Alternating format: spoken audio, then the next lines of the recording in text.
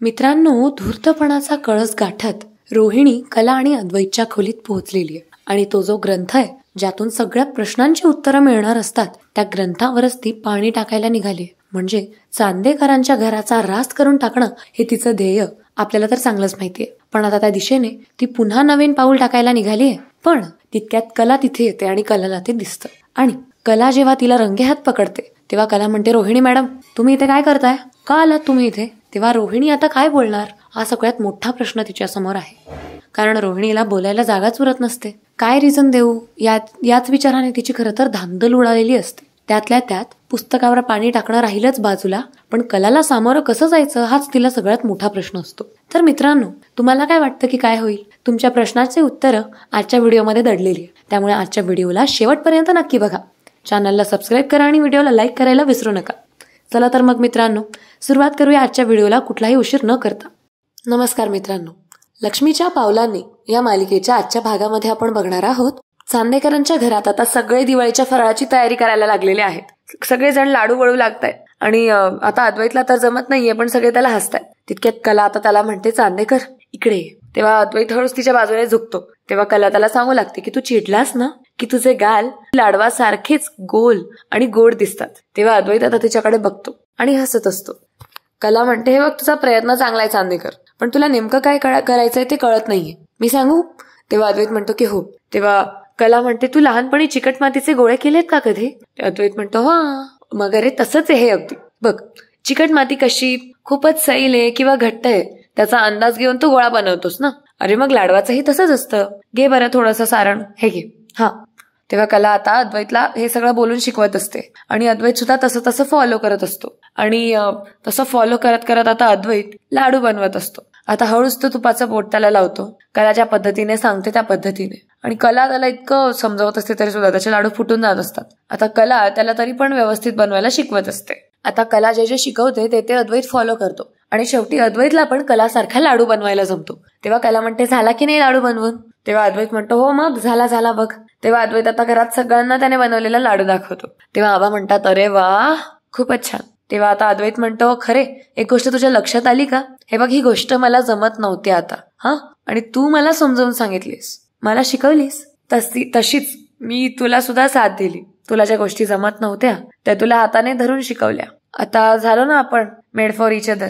आता आपली केमिस्ट्री अशी आहे, त्याला कोण काय करणार? म्हणजे आपली केमिस्ट्री अशी आहे की कुठल्याही गोष्टीमुळे आपलं नातं बिथरणार नाही. असंही आपल्या नात्यामध्ये फूट पडत असेल असं तुला वाटत असेल, पण मी असं कधीच होऊ देणार नाही, तेवढा माझ्यावर विश्वास ठेव. तेव्हा कला आता अद्वैतला म्हणते की हळू, तो लाडू सावकाश ठेव. तेव्हा अद्वैत म्हणतो, अगं जमला ना आता, फुटला तरी पुन्हा बनवून घेईल. तितक्यात तिकडनं सुवर्ण एक कढई घेऊन येते आणि ती तिथे अद्वैत आणि त्यांच्याजवळ सगळ्यांजवळ ठेवते. आणि त्यांच्या तसं हसत खेळत बोलणं सुरू असतं. आणि रजनी, सरोज त्या दोघांनाही असत असतात. तितक्यात सोहम तिथे येतो आणि म्हणतो, आबा, बाहेरची सगळी तयारी झाली आहे, मी फक्त आता तेवढा कंदील लावायचं बाकी आहे, ते आता तेवढं मी रूममध्ये जाऊन पूर्ण करतो. पण जे काही आपल्याला पहिल्या दिवशी लावता येईल ना ते मी बघतो. हा, आणि आबा, तुम्ही फक्त एकदा उठून बाहेरची तयारी बघून घेता का? तेव्हा आबा म्हणतात की हो बघतो ना. तेव्हा आबा आता जागचे उठतात. तितक्यात आता अद्वैत म्हणतो, अरे ये लाडू वळ. तेव्हा सोहम म्हणतो, नाही नको, वळा तुम्हीच. तेव्हा कला आता अद्वैतला म्हणते, चांदेकर ऐक ना, अनामिका गेल्यापासून सोहमचं दारू पिणं बंद झालंय, तो खूप बदललाय आता. मला असं वाटतंय की हीच योग्य संधी आहे. अद्वैत म्हणतो, कसली? तेव्हा कला सांगते त्याला की अरे तू त्याच्याशी बोलण्याची, हे बघ, तू त्याचा मोठा भाऊ आहेस, तू त्याच्याशी बोललास तर तो तुला सगळं काही सांगेल आणि तो तुझ्याशी मनमोकळेपणाने बोलू शकतो. मला असं वाटतं की तू एकदा त्याच्याशी जाऊन बोलावंस. अद्वैत म्हणतो, हो बरं, आलोच. अद्वैत आता जागचा उठतो आणि सोहमकडे जाऊ लागतो. आणि इकडे कला पुन्हा लाडू वळायला घेते. सोहमने आता आकाशकंदील बनवायला घेतलेला असतो आणि तो कापकूप करत असतो काहीतरी. आता तितक्यात अद्वैत तिथे येतो आणि म्हणतो, सोहम. आता सोहम अद्वैतला बघून म्हणतो, अरे दादा तू ये ना, ये. अद्वैत आता तिथे येतो. त्याला म्हणतो, अरे काय हे, एवढा वेळ लागतोय का कंदिलाला, म्हणजे अजून झालंच नाही? तेव्हा सोहम म्हणतो, अरे आताच सुरू केलाय. अद्वैत म्हणतो, आता माझी काही मदत लागणार आहे का? तेव्हा सोहम म्हणतो, नाही बस तू. तेव्हा अद्वैत लगेच त्याला म्हणतो, अरे हा बरोबर आहे, तुम्ही क्रिएटिव्ह माणसं, तुम्ही कशाला माझी मदत घ्याल? सोहम म्हणतो, अरे दादा काय मस्करी करतोय तू, तर मिस्टर परफेक्शनिस्ट आहे, त्याचं काय? आता ते दोघंही हसू लागतात. अद्वैत आता सोहमकडे बघून म्हणतो, सोहम, ऍक्च्युली मला तुझ्याशी थोडंसं बोलायचं होतं. सोहम आता आपलं काम करता करता थांबतो आणि म्हणतो, अनामिकाबद्दल का? तेव्हा अद्वैत सांगू लागतो की हो, म्हणजे मला असं वाटतं की आपण तिला परत बोलवायला हवं, म्हणजे प्रयत्न करायला हवा. सोहम म्हणतो, दादा अरे मला नाही वाटत. आम्ही पुन्हा पूर्वीसारखे बोलू शकतो. आणि बोलायला जरी लागलं ना तरी प्रेम, आपुलकी, जिव्हाळा, अटॅचमेंट काहीच नसेल आमच्यात. परत तीच ती भांडणं, आरडाओरडा, चिडचिड, एकमेकांच्या चुका दाखवून देणं तेच होणार आहे. त्यापेक्षा नको. त्यामुळे मला आता वाटायला लागलंय की आम्ही एकमेकांसाठी बनलेलोच नाही. सोहम जागचा उठतो आणि टेबल जवळ जातो. अद्वैत आता जागचा उठतो आणि म्हणतो, असं का वाटतंय सोहम तुला? तेव्हा सोहम टेबलवरून काहीतरी वस्तू घेतो, त्याचे कलर्स घेतो आणि त्याला सांगू लागतो अद्वैतला, सोलमेट म्हणजे काय हे नक्की मला माहित नव्हतं. सोलमेट म्हणजे तो जो आपल्याला नेहमी समजून घेतो, नेहमी आपल्या सुखदुःखात आपल्या बरोबर असतो. आपण जगासाठी जरी चुकीचं असलो ना तरी त्या व्यक्तीच्या नजरेत आपली किंमत किंवा आपल्याबद्दलचं प्रेम कधीच कमी होत नसतं. इनफॅक्ट ती व्यक्ती आपल्याला चूक सुधारायला मदत करत असते. अद्वैत म्हणतो, मग अशी कोण व्यक्ती आहे तुझ्या आयुष्यात? तेव्हा सोहमच्या तोंडून ती निघून जाणार असतं, काजल असं. तेव्हा तो का असं म्हणत थांबतो आणि अद्वैत त्याच्याकडे निरखून बघू लागतो की काय चाललंय याचं. आणि आता सोहम थोडासा गप्प होऊन जातो. अद्वैत 2 पावलं सोहमच्या दिशेने येतो आणि त्याला विचारतो, म्हणजे? सोहम म्हणतो, काही नाही. तेव्हा अद्वैत त्याला पुन्हा म्हणतो, नाही सांगतो आता मला काय झालंय, सांग ना. अशी कोण व्यक्ती आहे तुझ्या आयुष्यात? हा सोहम सांग मला, कोण आहे ती? सोहम सांगतो, काजल. आता काजलचं नाव ऐकताच अद्वैत विचारात पडतो आणि आपले हात आपोआप खाली करतो. तर दुसरीकडे काजल आता भाजी मार्केटला गेलेली असते. ती भाज्या घेत असते आणि फायनली 2 भाज्या सिलेक्ट करून ती म्हणते, दादा या 2 भाजीच्या जोड्या द्या. कितीला दिल्यात? तेव्हा तो भाजीवाला सांगतो की 60 रुपयाला जोडी. यावर लगेच आता काजल म्हणते की अहो काय दादा, 60 रुपयाला 1 मेथीची जोडी? 60 रुपयाला 1 कोण विकतं बरं, सांगा बरं. तुम्ही ना एक काम करा, भाव कमी करा बरं तुम्ही. तेव्हा तो भाजी विक्रेता म्हणतो, नाही परवडत ताई. तेव्हा लगेच काजल म्हणू लागते, असा कसा नाही परवडत, कमी करा. तेव्हा अहो पाऊस पडतोय त्यामुळे भाजीचे भाव वाढलेले आहेत ताई, असं तो माणूस सांगत असतो. काजल म्हणते, ते काही नाही, तुम्ही भाव कमी करा फक्त. आपण नेहमी इकडूनच भाजी घेऊन जातो, तुम्हाला माहिती आहे ना, मग आज कशाला एवढा भाव वाढवताय, द्या बरं.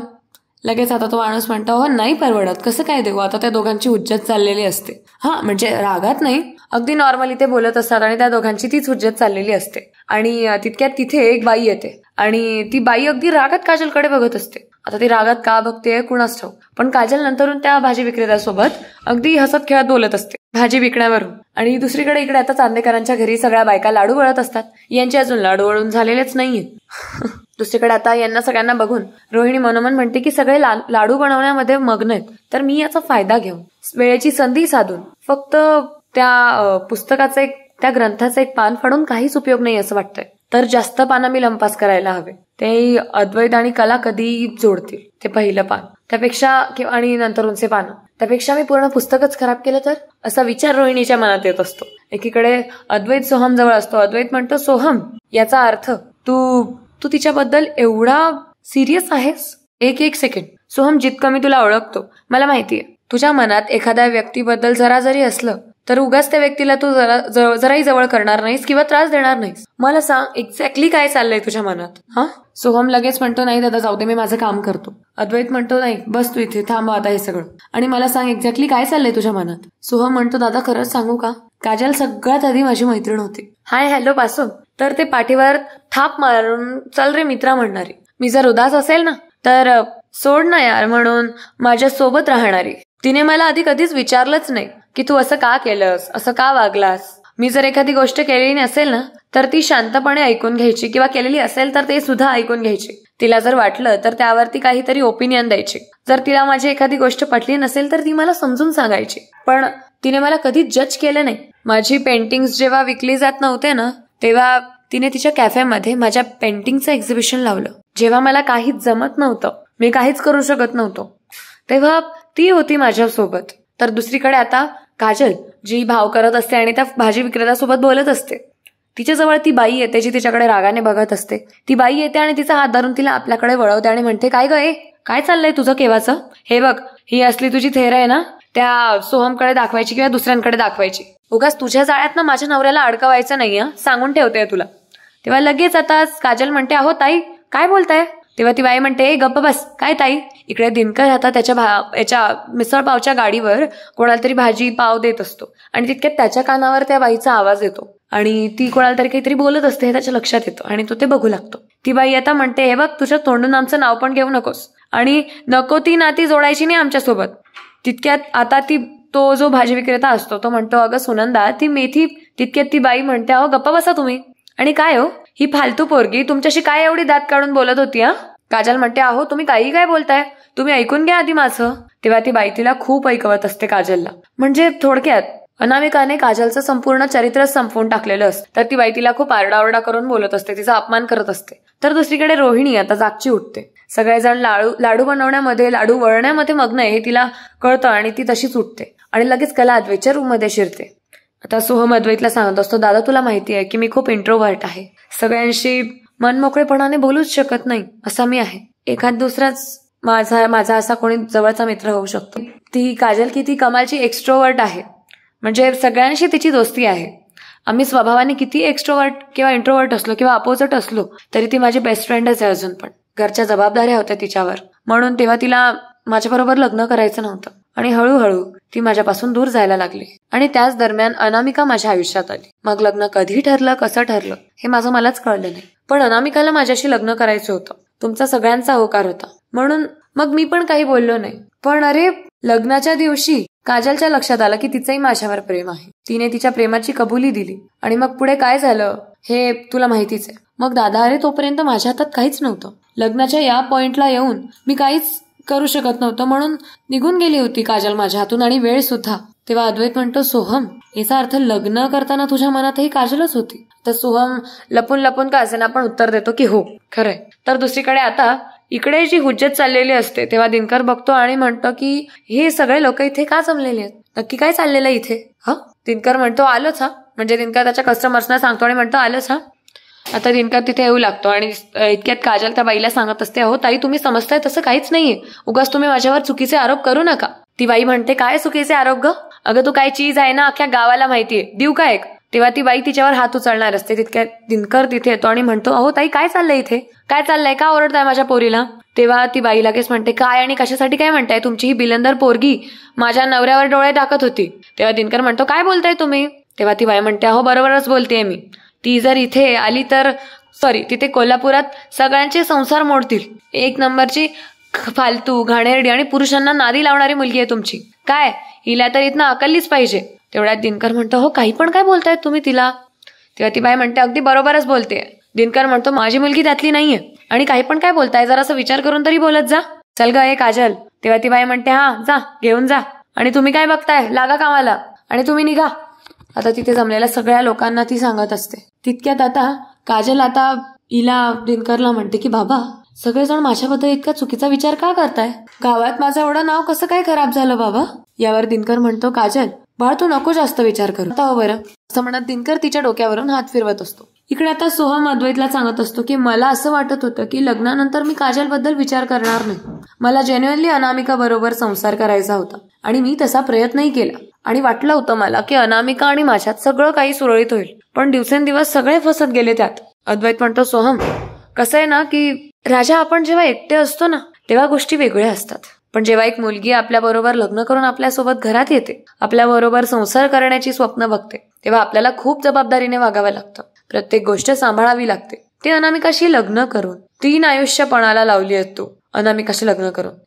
त्यावेळी कदाचित तुझ्या मनात काजल बद्दल राग असेल, तुझं तिच्या बरोबर पटत नसेल, पण तरी तू अनामिकाशी लग्न का केलंस या प्रश्नाचं उत्तरच मिळत नाहीये मला. त्यावेळी कदाचित तू दोघींशी लग्न केलं नसतंस ना तरी चाललं असतं, पण हा प्रॉब्लेम खूप सिरियस झालाय आता. तर दुसरीकडे इकडे संगीता कोणाशी तरी फोनवर बोलत असते भाजी निवडता निवडता आणि म्हणत असते, फोन स्पीकरला असतो आणि फोनवर म्हणत असते की अहो पण कसं आहे की आमची मुलगी खूप लहान आहे हो, 10 वर्षाचं अंतर म्हणजे खूप झालं. नाही असू देत नको. ती बाई म्हणते, अहो पण त्यांची परिस्थिती चांगली आहे. संगीता म्हणते, अहो ते मान्य आहे आम्हाला, पण अंतर लय ना. तेवढ्यात ती बाई म्हणते, अहो हे बघा एवढं चांगलं स्थळ सांगून मिळणार नाही, कुठेही मिळणार नाही. संगीता म्हणते, अहो ते आहेच म्हणा, पण तरी पण नकार कळवा तुम्ही, नकार कळवून टाका. असं म्हणत संगीता फोन कट करते आणि तितक्यात काजल आता रडत रडत मध्ये येते. संगीताचं लक्ष काजलकडे जातं, पण काजल काहीही न बोलता तशीच रूम मध्ये जाते आणि दरवाजा बंद करून घेते. दिनकर तिच्या मागे मागे येत असतो आणि म्हणतो, अगं काजल थांब की, ऐकून तर घे माझं. काजल डायरेक्ट रूमच्या मध्ये जाते आणि दरवाजा आतून बंद करते. तितक्यात संगीता तिथे येते आणि दिनकरला म्हणते, अहो काय झालं तिला. तितक्यात दिनकर म्हणते, अगं आज सकाळीच आपली काजू मार्केटमध्ये भाजी घ्यायला आलेली होती, तेव्हा तिथे असं झालं. म्हणजे दिनकर आता सगळं सांगतो. ती बाई कशा पद्धतीने काजलला ह्युमिलिएट करत होती, काजलला काही पण बोलत होती. आता ते सगळं दिनकर काजल बद्दल हिला सांगतो संगीताला, आणि संगीता लगेच आपला फोन घेते आणि त्या बाईला फोन लावू लागते ज्याच्याशी ती आधी बोलत होती. आणि संगीता म्हणते, हॅलो मी संगीता खरे बोलतीये. आताच फोन आला होता ना तुमचा? हा तीच मी. तुम्ही एक काम करा, मी आमच्या यांना विचारलं तर आमचे हेच म्हटले की 10 वर्षाचा फरक चालतोय की. नाही हे बोलले म्हणून मी आपलं सांगतेय. तुम्ही होकार कळवा त्यांना. हा हो चालेल. होकार कळवून द्या तुम्ही. मान्य आम्हाला. पण ते कोल्हापुराच्या बाहेरच राहतात ना? हा मग ठीक आहे. आमची काजल तयार आहे लग्न करायला, माळा घालायला. हो कळवा होकार. असं म्हणत आता संगीता फोन ठेवून देते. इच्छा नसतानाही तिला तिकडे होकार कळवायला लागलेला असतो, जो आधी ती थोड्या वेळापूर्वी नकार कळवलेला असतो तिने तो. तर दुसरीकडे आता अद्वैत आणि सोहम दोघंही विचारात पडलेले असतात. दोघंही विचार करत असतात. सोहम आता अद्वैत जवळ जातो आणि म्हणतो, दादा मला कळतंय, मला सगळं कळतंय यार, आणि या सगळ्याचा खरंच खूप त्रास होतोय मला. पण दादा, आज पहिल्यांदा मी एवढ्या मोठ्या मनाने, एवढ्या मोकळेपणाने कोणाशी तरी बोललोय. थँक्यू दादा, खरंच थँक्यू. पण तू नेहमी असंच सोबत असशील ना माझ्या? मला चुकीचं नाही ना समजणार? अद्वैत आता आपला हात सोहमच्या हातावर ठेवतो आणि म्हणतो, डोंट वरी, आहे मी. अद्वैत आता मनोमन म्हणतो की खरे आता मला विचारणार की सोहम काय म्हणाला. तेव्हा काय सांगणार आहे मी तिला, काय सांगू? सोहमचं लग्न झालेलं असून सुद्धा तो असं बोलतोय हे असं, आणि तेही तिच्याच बहिणीविषयी. हे सगळं तिला सांगणं खरंच खूप कठीण आहे. अद्वैतला विचारात पडलेलं बघून सोहम आता म्हणतो की दादा काय झालं? अद्वैत त्याला म्हणतो की सोहम, हा प्रॉब्लेम खूप सिरियस आहे, पण आपल्याला हा सॉल्व्ह करावाच लागणार आहे. रोहिणी कला अद्वैतच्या रूम मध्ये भेटलेली असते आणि ती तो ग्रंथ हातात घेते आणि म्हणते, काहीही करून हा पूर्ण ग्रंथच मला नष्ट करावा लागेल. म्हणजे यातली पूर्ण पानच मला फाडावी लागतील, म्हणजे मला डायरेक्ट गायब करावी लागतील. काय करू आता? तितक्यात तिला काहीतरी सुचतं आणि ती म्हणते, राईट, या पुस्तकावर जर पाणी सांडलं तर या कागदांचा लगदा होईल, आणि एकदा का लगदा झाला तर कसला दूर आणि कसला काय. तर आता दुसरीकडे खाली कलाचे लाडू बनवून झालेले असतात आणि ती सुवर्णाला म्हणते, सुवर्ण हे घे, हे लाडू 2 वेगळ्या डब्यांमध्ये भर, आणि असे भर की फुटू नये. तेव्हा सुवर्णा म्हणते, होत आहे. कला तिला म्हणते, आलेच. असं म्हणत कला आता तिच्या खोलीत जाऊ लागते वरती, आणि तितक्यात ही जी आहे महामाया रोहिणी, ती आता तो पाण्याचा जग घेते आणि तो त्या पानांवर टाकू लागते ग्रंथाच्या. म्हणजे ती आता मस्त पैकी फील घेऊन टाकत असते. तितक्यात तिला कोणीतरी येते याची चाहूल लागते, आणि दुसरं तिसरं कोणी नसून कलाच येत असते. आणि आता लगेच तोपर्यंत रोहिणी ते पुस्तक गुंडाळून ठेवून देते आणि ते पाण्याचा जग तसाच ठेवून देते, आणि ते जे पुस्तक आहे गुंडाळलेलं ते ती तसंच ठेवते तिथे टिपॉयवर. आता कला येते आणि दरवाजा उघडते. रोहिणी तिथे आलेली असते आणि रोहिणी तिथे उभी असलेली कलाला दिसते. आता रोहिणी लगेच ती येते याची चाहूल तिला लागलेली असल्यामुळे पाणी घेत असते ग्लासमध्ये जगातून, आणि ते पाणी ती घेत असते. पिईलच. इतक्यात कला म्हणते, रोहिणी मॅडम तुम्ही इथे काय करताय? तेव्हा रोहिणी काहीच बोलत नसते, कारण ती निशब्द झालेली असते, तिला बोलायलाच काही सुचत नसतं. तितक्यात पुढील भागात आपल्याला बघायला मिळणार आहे की कला अद्वैतला म्हणत असते की अरे, आपल्याला अक्षरं जुळवून बघायची. आपण अक्षरं जुळवण्यापेक्षा चित्र जर जोडली तर. तेव्हा कला पहिलं पानचे फाटलेलं असतं ते पान आता अद्वैतच्या मदतीने जोडून घेऊ लागते, आणि फायनली ते पानं त्यांच्याकडून जुळतात सुद्धा. ते कागदाचे तुकडे त्यांच्याकडून जुळतात. तर दुसरीकडे होतं काय, ऍक्च्युली ते जे पान असतं त्याच्या एकीकडून अक्षरं असतात आणि एकीकडून चित्र असतं. सो ते चित्र जुळतात, खालून आपोआप अक्षरं जुळून जातात टिपॉयच्या खालून, कारण तो काचेचा असतो ना, ट्रान्सपरंट असतो. सो अद्वैत आता त्याचा खालून फोटो काढतो. आता ते सगळं जोडल्या गेल्यानंतर कला अद्वैतला म्हणते की आता सगळ्यांच्या विस्कळलेल्या संसाराला आपण या चित्रासारखं जोडू शकतो चांदेकर. कला आता फ्लो मध्ये अद्वैतला मिठी मारते आणि लगेच अद्वैत खूप खुश झालेला असतो. तर दुसरीकडे कला आता एका कॉफी शॉपला आलेली असते आणि नेमकं तिथेच राहुल पण असतो आलेला. राहुल आणि रोहिणी दोघंही तिथे आलेले असतात. तितक्यात कलाचं त्याकडे लक्ष जातं आणि ती मनोमन विचार करते की राहुल कोणाबरोबर बसलाय. तिला रोहिणी दिसलेली नसते, कारण वेटर तिच्या पुढे उभा असतो. आता सगळ्यात मोठा प्रश्न हा आहे की कलाला रोहिणी दिसेल का, आणि दिसल्यानंतरून तिची ओळख तिला पटेल का, आणि ओळख पटली सुद्धा तर कला काय रिॲक्ट करेल. कलाला कळेल का की या दोघांचं काहीतरी चाललेलं आहे आणि घरामध्ये काहीतरी प्लॅनिंग शिस्ती आहे. जाणून घेण्यासाठी आपले डेली एपिसोड्स बघत चला, आणि आजचा व्हिडिओ तुम्हाला कसा वाटला हे कमेंट्समध्ये सांगायला विसरू नका. त्याचबरोबरीने तुम्ही अजूनही चॅनलला सबस्क्राईब केलेलं नाही. व्हिडिओ बघून फक्त असं सोडून देणं एवढं काही महत्वाचं नसतं जेवढं चॅनलला सबस्क्राईब करणं असतं. त्यामुळे चॅनलला सबस्क्राईब करा आणि एक छोटासा लाईक, तो तर मी डिझर्व करतेच. त्यामुळे एक छोटासा लाईक आणि चॅनलला सबस्क्राईब करणं विसरू नका. त्याचबरोबरीने आजच्या व्हिडिओमधला सगळ्यात जास्त कुठला पार्ट तुम्हाला आवडला हे कमेंट्समध्ये सांगायला विसरू नका. आणि आता वेळ झालेली आहे कमेंट सेक्शन वाचण्याची, ज्यामध्ये पहिली कमेंट आली आहे यावेळेस नीता आहेर यांची. त्यानंतर आहे धनश्री माने, प्राजक्ता कांबळी. त्या म्हणतायत रोहिणीची कारस्थाना कधी थांबणार आहे. ऍक्च्युली हे मला पण नाही माहिती. शुभांगी बडेकर त्या म्हणतायत ताई आज किती वेळ सॉरी म्हणाली, छान सांगता पण चुका सुधारा. Oh my god, I am so sorry. Again मी तुम्हाला सॉरी म्हणते आणि डेफिनेटली मी माझ्या चुका सुधारेल याची मी शाश्वती देते. त्यानंतर शुभांगी मॅडम म्हणतायत की आबासाहेब कुटुंब बांधून ठेवतात. कला अद्वैतची जोडी छान आहे खरोखर, त्यांची जोडी मलाही खूप आवडते. आणि आनंद केसवाणी म्हणून आपले रेग्युलर कमेंटर आपल्याला कमेंट करत म्हणतात की चांदेकरांना लागलेला जो श्राप आहे त्याचा शेवट लवकरच होणार आहे असं दिसतंय. तो फार दूर नाहीये, कारण रोहिणी आता एक्सपोज होणार आहे, तिची खरी बाजू समोर येणार आहे. त्यांना सरोज आणि रजनीचं काम जास्त आवडलेलं आहे कालच्या एपिसोड मधलं. आणि ते म्हणतायत की सरोज आणि रजनी म्हणजे एकमेकांच्या व्यथा समजून घेतायत त्या. कारण असं म्हटलं जातं की आजच्या काळामध्ये स्त्रीच एका स्त्रीची एनिमी असते, म्हणजे वैरीण असते. पण या काळामध्ये सरोज रजनीला समजून घेते, कारण रजनी ज्या फेजमधून आता जाते त्या फेजमधून ऑलरेडी सरोज कधीतरी जाऊन चुकलेली आहे. मग त्यांचं म्हणणं असं आहे की एक स्त्री दुसऱ्या स्त्रीची व्यथा समजून घेते, कारण ती त्यातून गेलेली आहे. ही गोष्ट खूप विलक्षण आहे, कौतुकास्पद आहे, हार्ट ब्रेंचिंग सीन आहे असं त्यांचं म्हणणं आहे. ओके, सो सरोज कलाजवळ ओपन अप झाली आहे, हे सुद्धा त्यांना आवडलंय. त्या दोघांमधला बॉन्ड त्यांना आवडायला लागलेला आहे आता. आणि खूप छान असं त्यांनी थोडक्यात पूर्ण कमेंटमध्ये सांगितलंय. त्यांनी आपल्या चॅनलच्या दुसऱ्या व्हिडिओला पण कमेंट केली आहे आणि ती कमेंट अतिशय छान आहे, मला ते सांगायला आवडेल. त्यानंतर आहेत सुशीला मस्के. त्या म्हणतायत मी आज मालिका रात्री ऐकली. ओके, पण ताई तुमच्या आवाजात ऐकायला मला आवडतं, थँक्यू. आणि कला अद्वैतची जोडी त्यांना आवडतं. आणि त्यांचं म्हणणं आहे की सासू सुना पण एकत्र आलाय, हे खूप छान आहे. येस. त्यानंतर विजया काटे आहेत, त्यांचं म्हणणं आहे की मी दुपारी दुसऱ्या आवाजात ऐकली, तो तुमचा आवाज नव्हता. कदाचित तो एकतर आमच्या सरांचा आवाज असू शकतो किंवा माझाच असेल, कारण माझा आवाज हल्ली बदलत असतो. त्यानंतर आहे उषा पवार. त्यांचंही म्हणणं तेच आहे की सिरियलमध्ये कारस्थान असल्याशिवाय सिरियल चालणार नाही. कळणार कशी आहे मालिका, बघायला मजा येत नाही, त्यामुळे असंच असलं तर बरं आहे. मी तुमच्या मताशी सहमत आहे. त्यानंतर आहेत कुंदा विरकर. खरंच त्या रोहिणीचा कंटाळा आला, पण ओके, बाकी कला अद्वैतची जोडी किंवा त्यांचं प्रेम बघायला मजा येते असं त्यांचं म्हणणं आहे. त्यानंतर आहेत धनश्री माने, रंजना डांगे आहे. त्यांना सुद्धा तेच सेम म्हणणं आहे की मालिका आवडते. धनश्री मानेंचं म्हणणं आहे की आबांनी रोहिणीला खरंच घराच्या बाहेर काढायला हवं.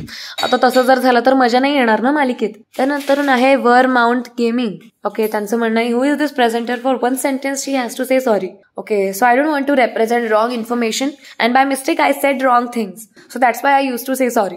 म्हणजे थोडक्यात त्यांचं म्हणणं आहे की यांना एका सेंटेन्स नंतरून सॉरी का म्हणायला लागते. कदाचित असंच त्यांचं म्हणणं असावं असं मला वाटतंय. सो द थिंग इज, गोष्ट अशी आहे की बोलता बोलता कधी कधी माझ्याकडून चूक होऊन जाते, कारण मी पण एक स्त्रीच आहे, म्हणजे ह्युमन आहे ना.